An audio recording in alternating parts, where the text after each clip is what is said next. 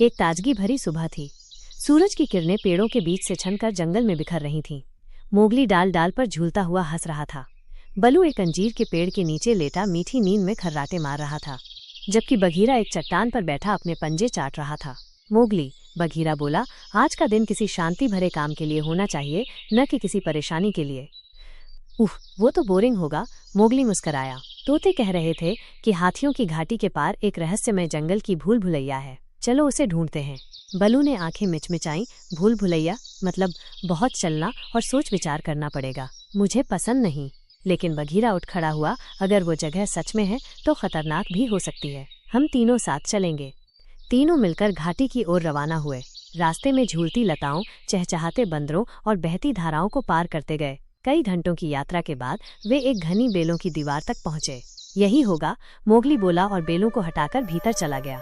अंदर एक विचित्र जगह थी, ऊंची बांसों की दीवारों वाली भूल भुलैया, घुमावदार रास्ते और छुपे हुए मोड़ों से भरी हुई। सावधान रहो, बघीरा ने चेताया।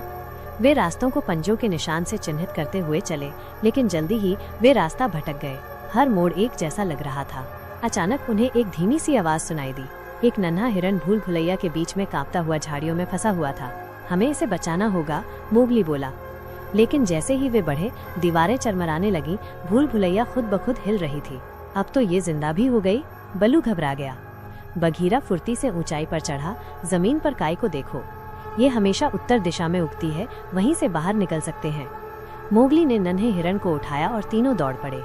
दीवारें बार बार बदल रही थीं, लेकिन वे एक दूसरे के साथ मिलकर तेजी से भागते रहे। आखिरकार वे भूल भुलैया से बाहर निकल आए।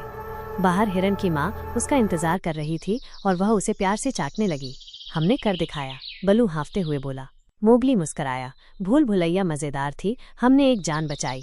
बघीरा सिर हिलाते हुए बोला, और समझदारी से काम लेना भी सीखा। सीख, जब आप शांत रहें, समझदारी से सोचें और एक दूसरे की मदद करें तो कोई भी मुश्किल हल हो सकती है।